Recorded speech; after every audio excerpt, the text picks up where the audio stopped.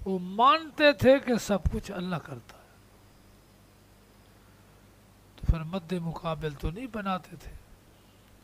ہؤلاء شفعاؤنا عند اللہ، یہ اللہ کے ہاں ہمیں سفارشی بنتے ہیں، خدا سے کام کرا دیتے ہیں، قابل نہیں ہے.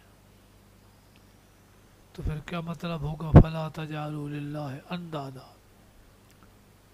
تو جلال الدین نے لکھا شرکاء فی العبادہ، اللہ کے لیے عبادت میں مد مقابل نہ بناؤ. عقیدے میں تو برابر نہیں سمجھتے تھے. وَجَعَلُوا مِمَّا زَرَعَ مِنَ الْحَرْثِ وَالْأَنْعَامِ نَصِيبًا قَالُوا هَذَا لِلَّهِ بِزَعْمِهِمْ وَهَذَا لِشُرَكَائِنَا. باغوں میں حصہ بناتے، یہ اللہ کا ہے اور یہ پیروں کا ہے. عبادت میں برابر کرتے تھے، عقیدے میں برابر نہیں. عبادت میں اللہ کی بھی عبادت کرنی، ان کی بھی عبادت کرنی، اس میں وہ برابر سمجھتے تھے. بلکہ عبادت میں تو آگے بڑھ جاتے تھے.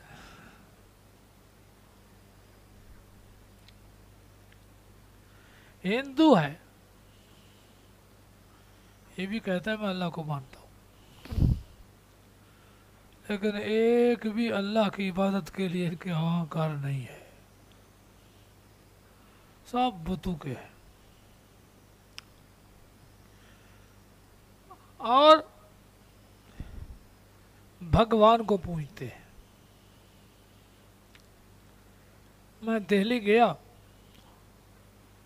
وہاں خوبصورت گنبد بنا ہوا تھا، چاروں طرف عورت کا بت بنا ہوا تھا پلاسٹک کا. میرے ساتھ ساتھی تھے کہ یہ بھگوان کو پوجتے ہیں.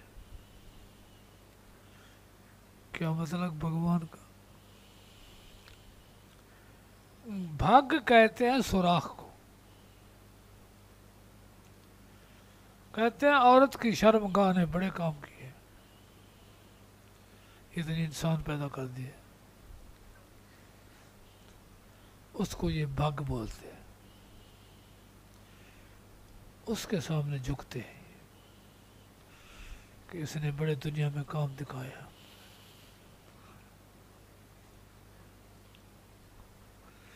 مت مارے گی کہ نہیں؟ اور اس کے بت بنائے ہوئے، چوراہوں پر بھی اسی کے بت بنائے ہوئے کہ اس نے دنیا میں بڑے کام کیے، کتنی انسانیت پیدا کر دی ہے، تو پھر یہ معبود ہے.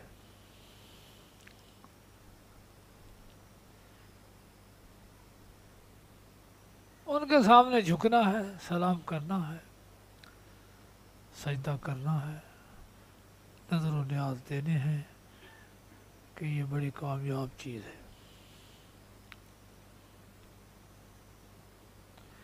ان کے مندروں میں انسان کا اعلیٰ تناسل ہے، اس کا بھی بہت ہے کہ اس نے بھی بڑا کام کیا ہے.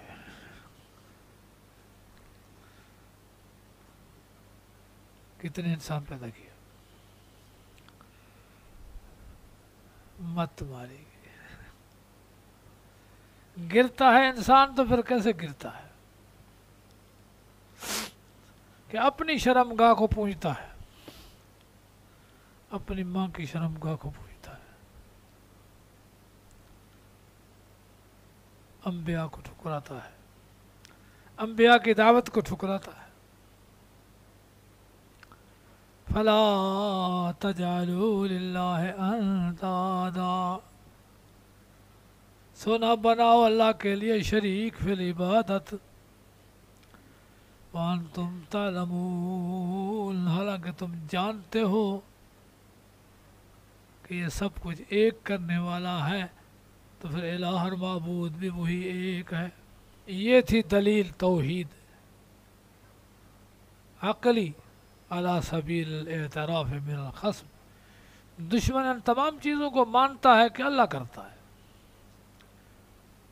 تو پھر جب اللہ کرتا ہے تو پھر معبود بھی اللہ ہے اور کوئی نہیں ہے.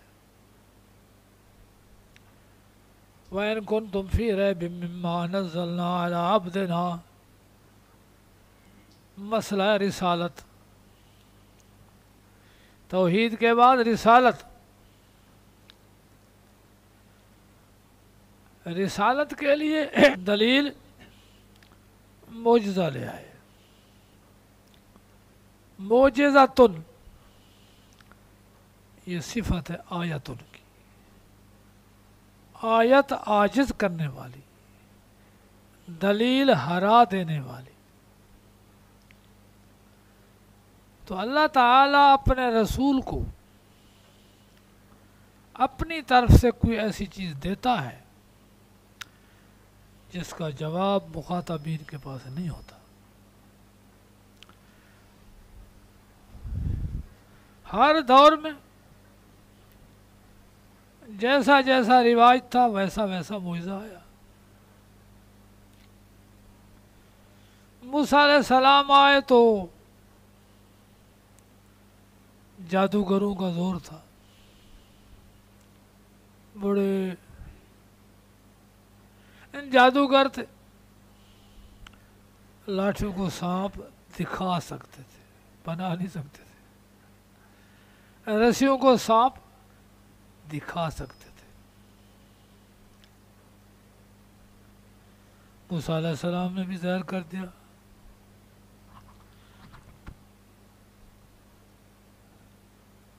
پہلے تو فرعون الجھتا رہا، ما رب العالمین، رب السماوات والارض وما بینہما، رب المشرقین ورب المغربین، ربکم ورب آبائکم الاولین. موسیٰ علیہ السلام بار بار یہی دیتے. وہ کہتا رب کی حقیقت بتا، فرماتے رب کی حقیقت نہیں، رب کے افعال سے بحث ہوتی ہے کہ رب کیا کرتا ہے. اس نے کہا اگر میری الوہیت کا انکار کیا لَأَجْعَلَنَّكَ مِنَ الْمَسْجُونِينَ، قید میں ڈالوں گا.